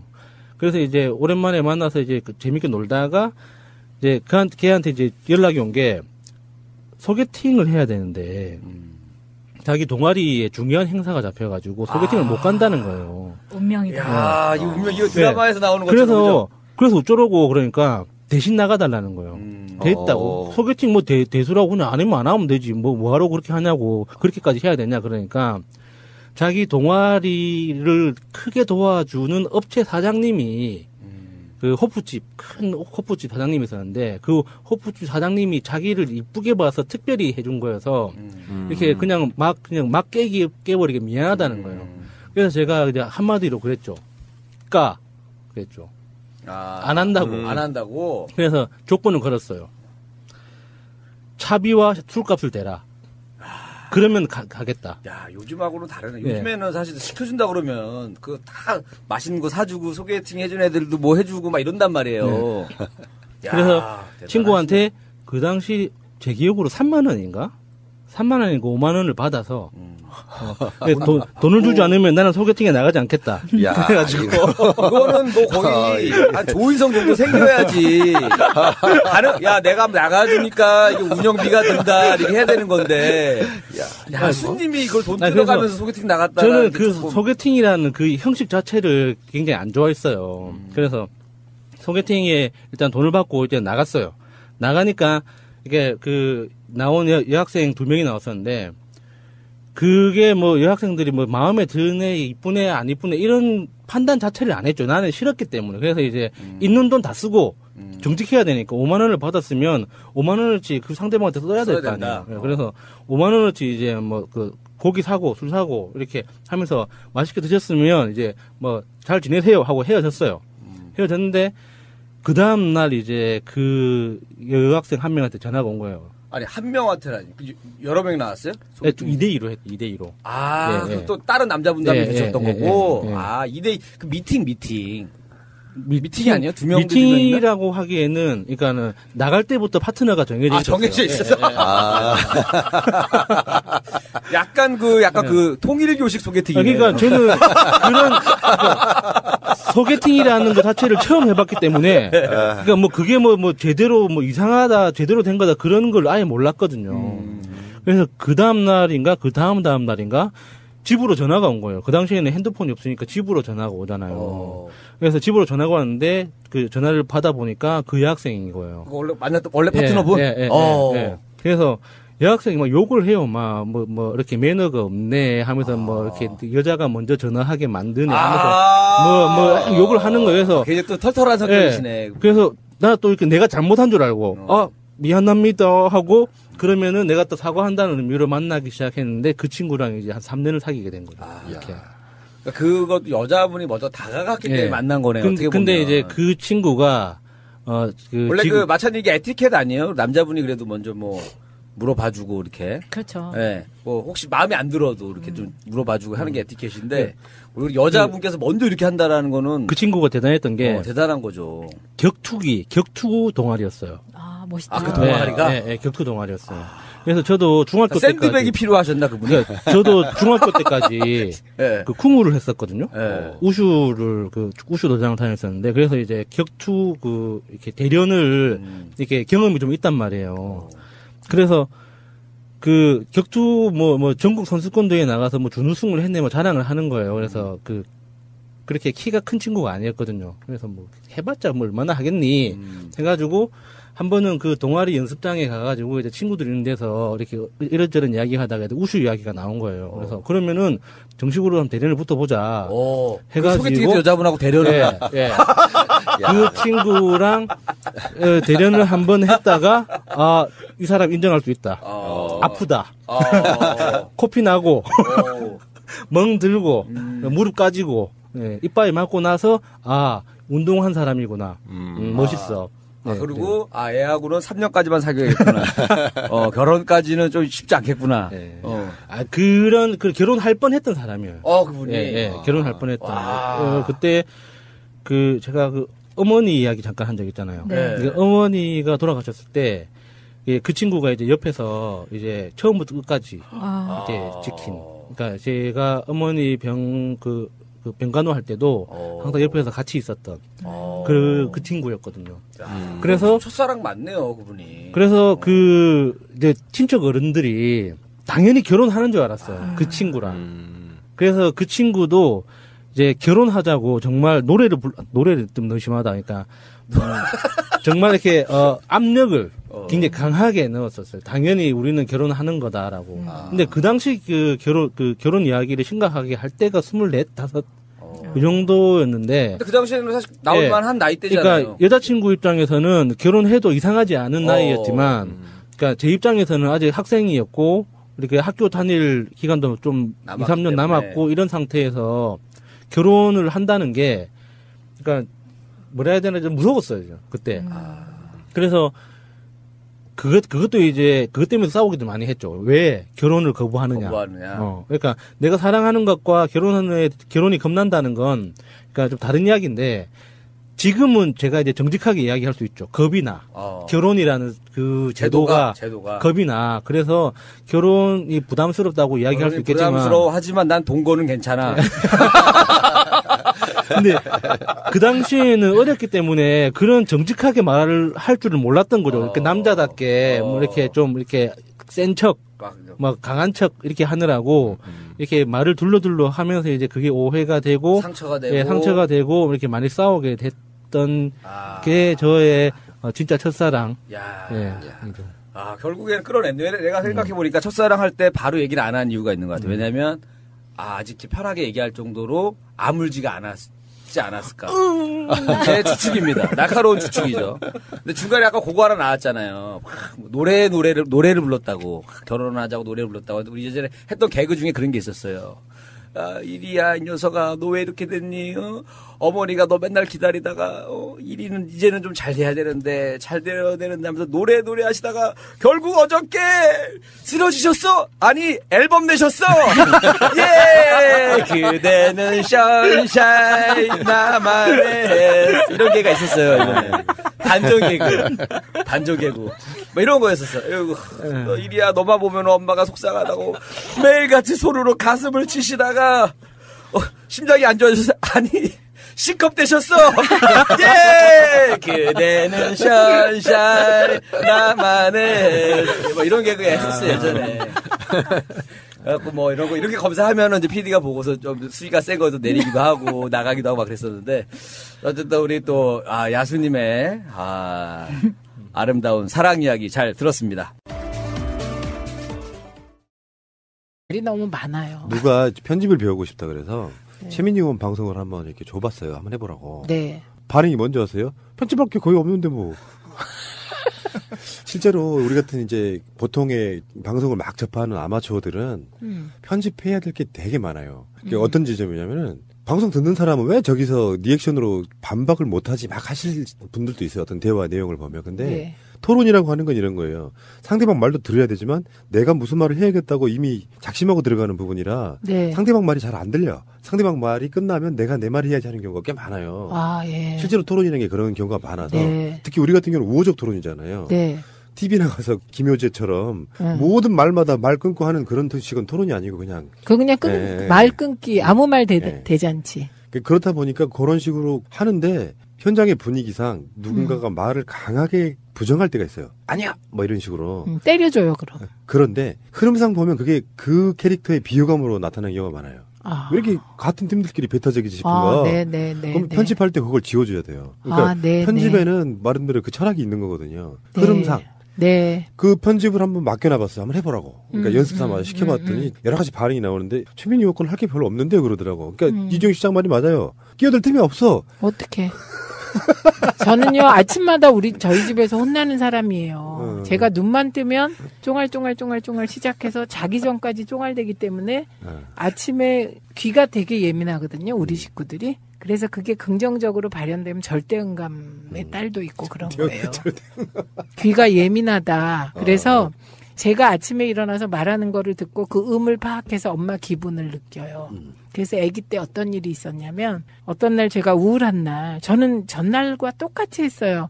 머시기야 일어나라 밥 먹자 이렇게 했는데 애가 막 우는 거예요. 엄마의 그 우울함이 전달돼서. 왜요? 그게 전달이 돼요. 예민하면 그 사람이 같은 말을 해도 이렇게 그 말의 톤이나 뭐 이게 다르다는 거거든요.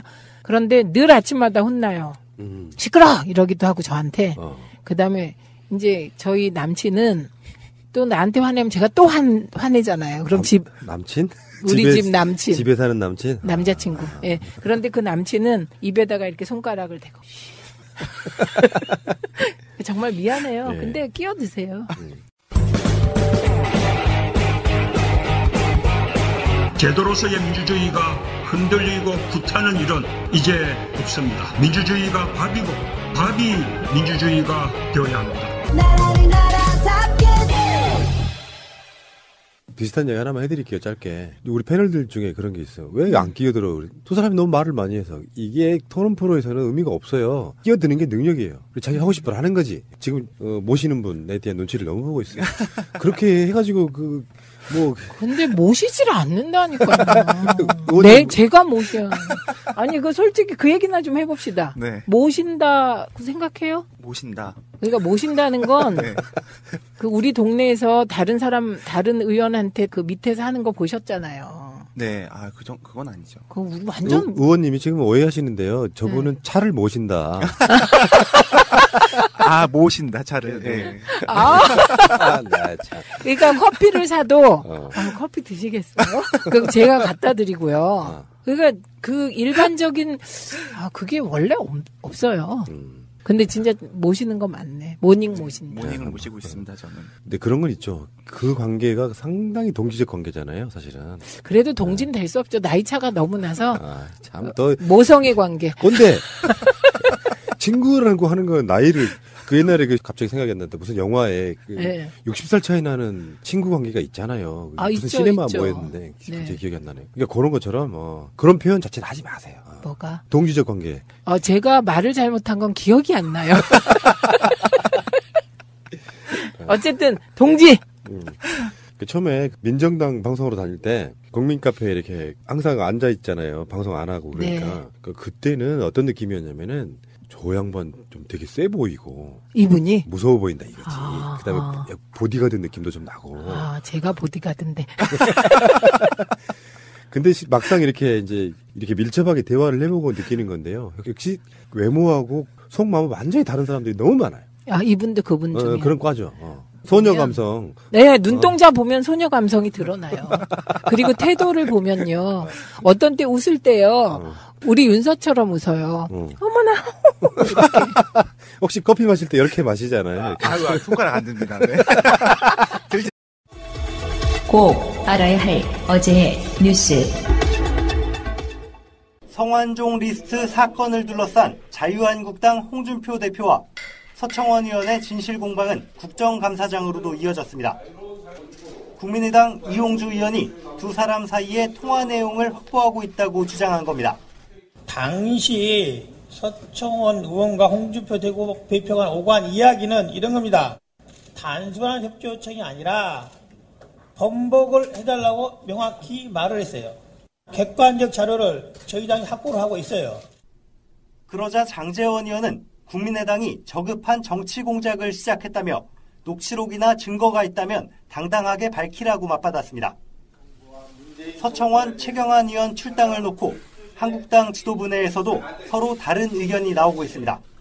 하루아침이란 말이 좀 어색할지도 모르겠습니다만은 윤리위원회를 통해서 그런 출당 조치를 취하겠다는 과정이 있으면 분명히 상대방 쪽에서는 반발이 있을 것이다. 만약 의원총회에서 두 의원에 대한 징계가 무산된다면 바른정당 의원들의 탈당이 속도를 내지 못할 수도 있습니다. 그러자 홍문표 사무총장은 YTN 라디오 인터뷰에서 통합을 멈출 수 없다며 바른정당 전당대회 이전에는 부분 통합이라도 이뤄야 한다고 결단을 재촉했습니다. 이런 가운데 통합파 의원들 사이에서는 복당 시점을 당겨 홍 대표의 친박 청산에 힘을 보태야 한다는 목소리도 나오고 있습니다. 하지만 국정감사 기간 집단 행동을 하지 않기로 공언한 만큼 이르면 다음 달 초쯤에야 거취를 결정할 것으로 보입니다. 정부는 대출금리 상승과 맞물려 급격히 늘어나는 이자를 감당하지 못하는 가계의 부실화가 가장 큰 문제라고 지적했습니다. 금리 변동에 취약한 고위험 가구와 자영업자의 어려움이 가중될 수 있어 보다 세밀한 관리가 필요합니다. 정부는 부채를 안고 있는 가계를 소득, 자산 등 상환 능력에 따라 4개의 그룹으로 나누고 맞춤 지원으로 부실화를 막겠다고 밝혔습니다. 정상적으로 빚을 갚고 있지만 상환에 어려움이 발생한 사람들을 위해 연체전 채무 재조정을 가능하도록 합니다. 미소금융 등 서민 정책자금과 중금리 사익돌 대출로 이자 부담을 낮추는 한편 가산금리 등 대출금리의 모니터링을 강화합니다. 연체가 발생한 사람들을 위해서는 연체 가산금리를 올해 말까지 낮추고 신용회복 지원 프로그램으로 재기할 수 있는 기회를 줍니다. 빚을 갚을 수 없는 경우에는 탕감해 주기도 합니다. 탕감 채무 조정의 대상이 되는 사람과 계층과 채무는 장기 소액 연체자입니다. 소득을 비롯해서 엄정한 상환 능력 심사를 통해서 대상자가 되는지 가릴 것입니다. 생계형 자영업자를 위한 해내리 대출도 올해 말 출시됩니다. 해내리 대출은 기존 소상공인 특별대출의 금리와 보증률을 낮추고 경영관리 컨설팅도 지원해주는 것으로 1조 2천억 원 규모로 조성됩니다. 정부는 구조적으로 생애 맞춤형 소득 지원 제도와 주거, 의료, 통신비 등 핵심 생계비 절감을 통해 서민들의 자산 형성을 돕겠다고 밝혔습니다. 이 자리가 많이 기다려졌습니다. 조금 설레이기도 했고요. 또 한편으로는 이 노동계하고 이게 만남이 너무 늦어지는 것 같아서 좀 초조하기도 했습니다. 그런데 또 노동계가 다 함께 하지 못해서 아쉽다는 생각이 듭니다.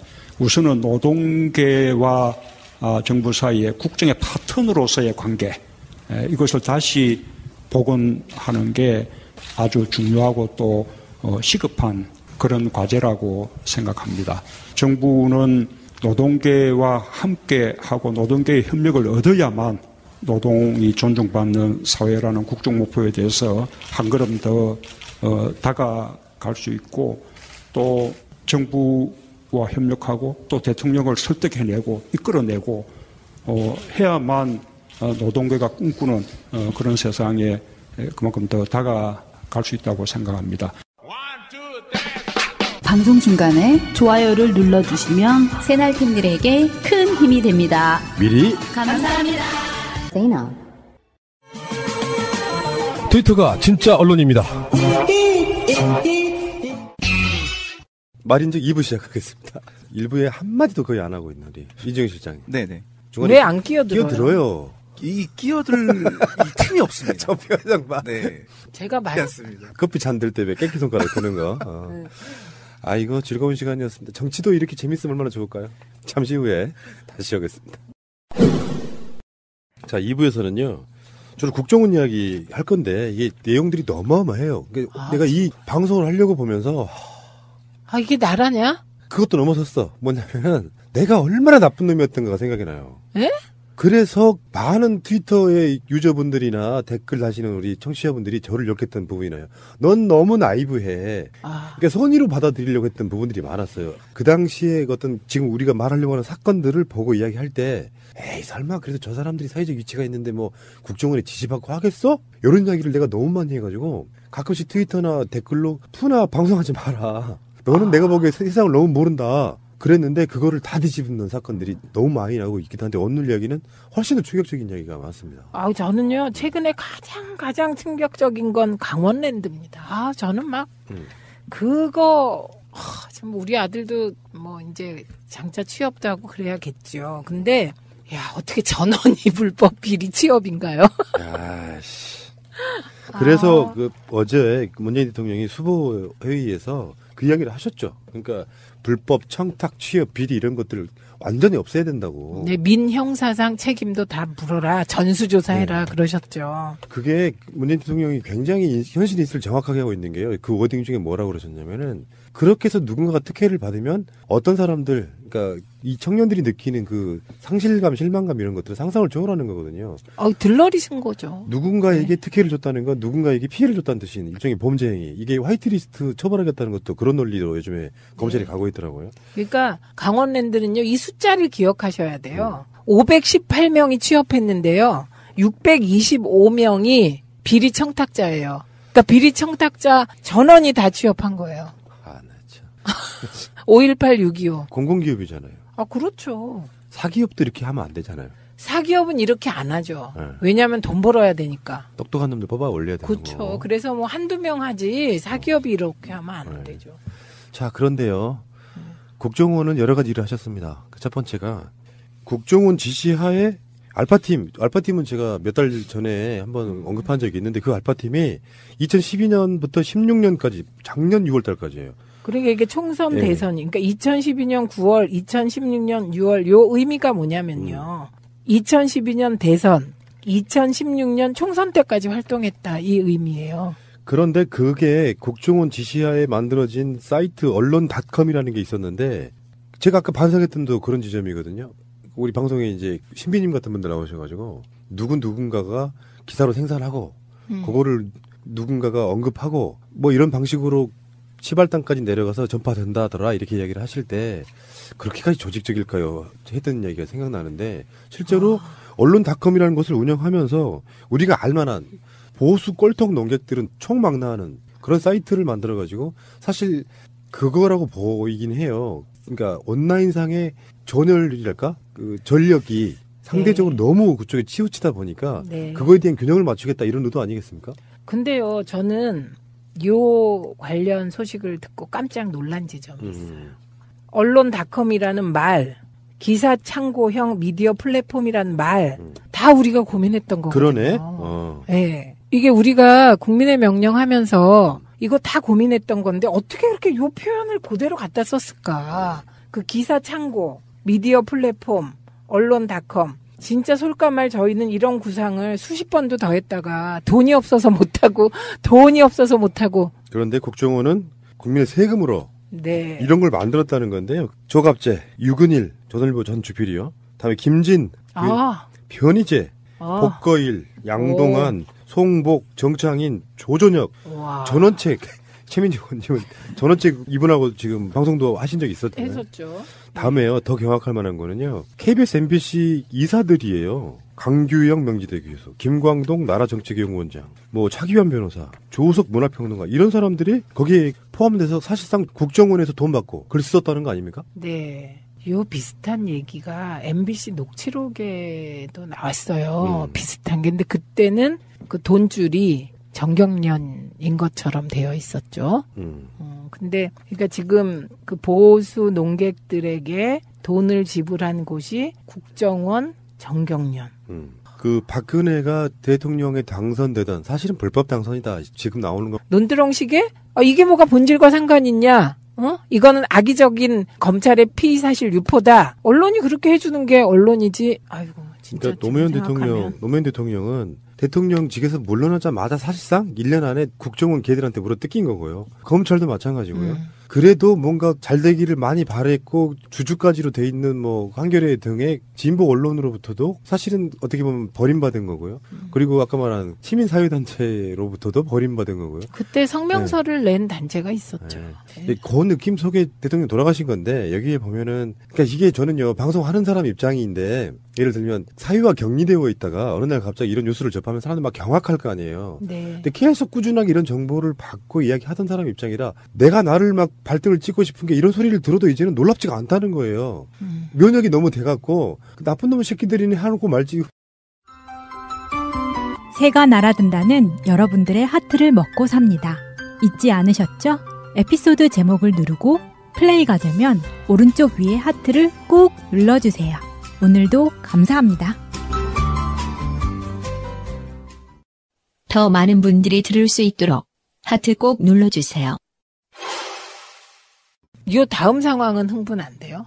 언론 공작. 그러니까 KBS 담당 정보관이 국정원에 2009년 5월 7일자 한 일간지의 국정원 수사 개입 의혹 기사와 관련해서 고대영 현 KBS 사장인데 그때 보도국장인데 그 보도국장을 찾아가서 비보도를 요청했다. 이것까지 공작이라고 칩시다. 그런데 개혁위가 밝힌 바에 따르면요. 이 정보관이 보도국장을 상대로 비보도 협조 명목으로 현금 200만 원을 집행했다는 진술, 예산 신청서, 자금 결산서 등을 확보했다는 거예요. 이거는 좀 약간 분노하지 않나요? 이거 아주 구체적으로 KBS의 보도국장, KBS 보도국장이면 정말 언론 방송계에선 나는 새도 떨어뜨리는 거예요. 그런데 일개 국정원 담당 정보관한테 200만 원 받고 비보도 협조하겠다고 했다. 아, 이건 정말. 적당한 단어를 지금 공모하겠습니다. 양아치를 대체할 만한 단어를 공모해 주십시오. 국정원이 수사에 개입했다는 의혹을 그거를 보도하지 않는다는 명목으로 200만 원. 이거 보도 우리 안 할게. 이거잖아요. KBS가 보도 안 하면 파급력은 확 떨어지는 거니까. 그렇죠. 근데 이 상황을 보면 뭐 보도 안 할게 이게 아니라 그냥 뭐 비보도 협조 목록으로 하고 현금 봉투를 전달을 뒤로 하지 않았을까요? 근데 그게 200만 원이라고 하니까 너무 좀. 그러니까 지금 드러난 것만 이렇다면 네. 실제로 그 기간 동안에 사실 사장도 사장이지만 인사권 쥐고 있긴 하지만 디테일한 부분에 있어서는 보도국장에 사실 전행이 가능한 그런 그 시스템이 방송국이잖아요. 방송사잖아요.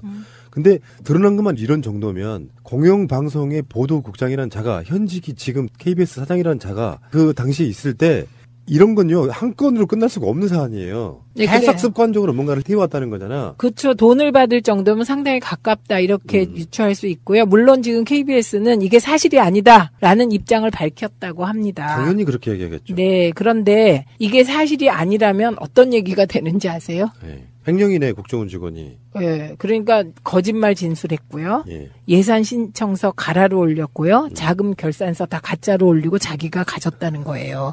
그러면 이제 고대영 전 국장과 이 정보관 사이에서 진실 게임이 벌어지게 되는 겁니다.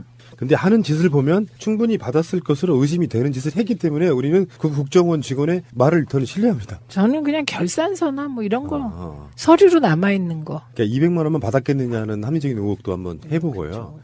이런 거일 것 같아요. 예를 들어서 그거 돈을 주면서 그거 보도하지 말아달라 이런 것보다 관행적으로 어떤 그 뭐랄까 열심히 하시면은 뭐 좋은 어떤 그 금일봉 면목으로 그쵸. 정기적으로 주지 않았을까 이런 생각해봐요. 그러니까 봉투가 한 번 건네지고 말았다고 보기가 어려울 것 같습니다. 아 근데 이건 정말로 그 전에 나왔던 이야기들은 그래도 그런 놈들이니까라고 국정원 놈들이니까 뭐 검찰 놈들이니까라고 분노하지만 그 새끼들 원래 그런 새끼들이니까라는 생각이 들어서 별로 그렇게 분노 안 된다 이런 것보다 그렇게 치부가 되는데 야, 공영방송의 보도국장이 국정원으로부터 돈을 받고 특정한 국정원의 범죄성에 관련된 기사를 안 낸다. 그것도 200만 원에. 이게 좀 너무 싸게 팔았다. 이런 생각을 이 고대영 전 국장한테 우호적인 사람들도 할 것 같아요. 그래서 의심하게 될 것 같고요. 제가 KBS 내부 종사자라면 진짜 정말 너무 부끄러울 것 같아요. 이제는 고대영 씨도 이제 물러나야 될 건 봐도. 네. 어쨌건 간에 그 대선 기간에 게시글이 급증했는데 한겨레가 지금 2012년 2월 27일부터 2016년 5월 3일까지 올라온 글 3,300개를 분석해 보니까 현재 거의 다 남아 있어요. 3,144개. 이거 다 남아 있는데 이게 그냥 민간인들이 자발적으로 뭔가 뭉쳐서 글을 쓰고 이러는 것은 아무런 문제가 안 되잖아요. 근데 네. 제가 말씀드렸잖아요. 우리도 이런 구상을 수없이 많이 했다. 근데 안 되더라는 거예요. 결국은 돈 문제 아니에요? 예, 왜냐하면 한 번은 쓸 수 있어요. 우리끼리 모여서. 그런데 강제하지 않는 한 2번 쓰기 힘들고 3번 쓰기 힘들어요. 게다가 여기 나온 건 보수 논객들 중엔 나름 다 이름 있는 사람 다 들어간, 거의 다 들어간 거거든요. 그러니까 이분들을 계속 쓰게 하려면 저는 궁금한 게 글쟁이들은 원고료를 얼마씩 받았을까인데. 그러니까 사실은 어떻게 보면은 국정원 글 쓴 필자들은 의도했건 안 했건 간에 결과적으로는 국정원의 돈을 받고 선거운동 해준 거라고 보는 거거든요. 그렇죠. 그리고 국정원 돈 받고 글 썼다. 이 자체가 언론인으로서는 치명적인 겁니다. 예. 이따가 또 더 치명적인 놈들이 나옵니다. 그런데 이게 이제 아까 제가 기간을 보면 선거가 있던 시기다, 요게. 그래서 대선과 총선이 있던 시기다. 그래서 언론닷컴 게시글을 보면요. 2012년 9월부터 급증했대요. 9월부터. 그래서 문재인, 박근혜 두 분 간의 박빙승부가 이루어지던 2012년 12월에 정점을 찍었다는 거잖아요. 그리고 글이 서서히 줄었다가 2014년 지방선거를 앞두고 정윤회, 최순실, 비선실세 논란이 불거지자 다시 폭증했대요. 그러니까 이게 정치적으로 민감한 시기에 글을 집중적으로 쓰고 집중적으로 돈을 썼다. 뭐 이렇게 얘기가 되겠네요. 그러니까 이게 그 구조가 이제는 확실히 드러난 거예요. 언론닷컴에 글을 올리고 다음에 이 사람들이 블로그라든지 SNS라든지 그거를 가지고 오면 이 사람들이 카톡이랑 이런 걸 통해 가지고 각종 카페, 산악회, 동창회, 교회 이런 데다가 계속 퍼나르는. 네. 그러니까 온라인 상에서의 아까 말씀드린 그 진보와 보수의 너무 전력 차이가 나니까 이런 걸로 인해서 이제 뭐랄까 강제로 국민 세금 들여가지고 균형 맞춰보려는 범죄 행위를 저질렀던 건데 이게 2016년 10월 네. 최순실 게이트 시작 전에 국정원의 행위가 드러나려고 하는 그 시점에 이거 안 되겠다 싶어가지고 2016년 6월에 사이트가 갑자기 폐쇄되는. 요것도 참 공교롭지 않아요? 네. 그러니까 최순실 게이트가 터질 것을 예견한 걸까요? 아니면 2016년 4월 총선이 끝나고 총선이 어쨌든 야권의 승리로 끝났잖아요. 그러면서 불안감에 폐쇄하게 된 걸까요? 그 6월 폐쇄면은 그 전에 있었던 중요 중에 20대 국회가 개원하잖아요. 5월 네, 말쯤에. 네. 그런 거랑 연관이 있지 않을까. 그렇죠. 예. 그러니까 결국 언론닷컴을 폐쇄시킨 것도 총선에서 드러난 국민의 힘입니다. 의석수. 자, 근데 조금 더 진전을 시켜볼게요. 국정원의 범죄성. 흥분되는 얘기인데요. 이건 정말 분노 게이지 폭발. 일단 최동욱 전 검찰총장 헌여자 논두렁식에 이것도 국정원에서 했다는 게 뭐 사실 뭐 다 알고 있었던 이야기이긴 한데 확인됐다는 거죠. 확인됐다는 게 그러니까 우리들은 뭐 야 이거 국정원이 뒷조사한 거 아니야? 최동욱 검찰총장 논두렁식에 뭐 국정원이 그지랄한 거 아니야?라고 이야기를 해왔고 그러면 어떤 분들은 이제 뭐 음모론이냐 무슨 국정원이 그렇게 할 일 없냐 하시는 분도 있었는데 네. 놀라운 건 그게 다 사실로 드러나고 있다는 거예요. 네. 근데 어떻게 보면 놀랍지도 않아. 아 정말. 좀 더 자세히 이야기를 해보면은 이를테면 가장 분노스러웠던 게 이런 겁니다. 국정원 한 간부가 이인규 당시의 중수부장한테 고가 시계 등 수수권 등은 중요한 사안이 아니므로 언론에 흘려서 적당히 망신 주는 선에서 활용하시고 수사는 불구속으로 하는 것이 맞는 것 같다. 이런 식으로 사실상 검찰에게 수사의 가이드라인을 제시해주고 모욕 주는 방법까지를 제시했다. 아 이거 정말 이건 가증스러워요. 중요한 사안이 아니므로 요 부분이요. 이거는 뭐 이게 이제 그 공무원 신분이 아닌 여사님께 시계를 줬다고 한들 선물했다고 한들 이게 뭐 법적으로 별로 의미가 없으니까 중요한 사안이 아니라는 거. 망신 주라는 거. 그럼 왜 망신을 주려고 했을까요? 이게 노무현 대통령을 올가매려고 하는데 이게 그 다른 이제 받은 돈을 가지고 뇌물로 엮는 거를 주 고리로 하고 나머지는 망신 줌으로써 동정 여론을 차단하겠다는 거잖아요. 그러니까 지금 생각하면 이때 진짜 우리가 잘못했어요. 그리고 진보 언론이 잘못했어요. 굿바이 노무현이라는 그 보도 내고 이거 진짜 잘못했어요. 지금 생각해보는데 예. 아이고 참 이때도 시시비비를 가려줬어야 되는 거예요. 진짜 이 돈이 뇌물인가 대통령이 인지했나 이런 거에 대해서 제대로 취재하고 조사하고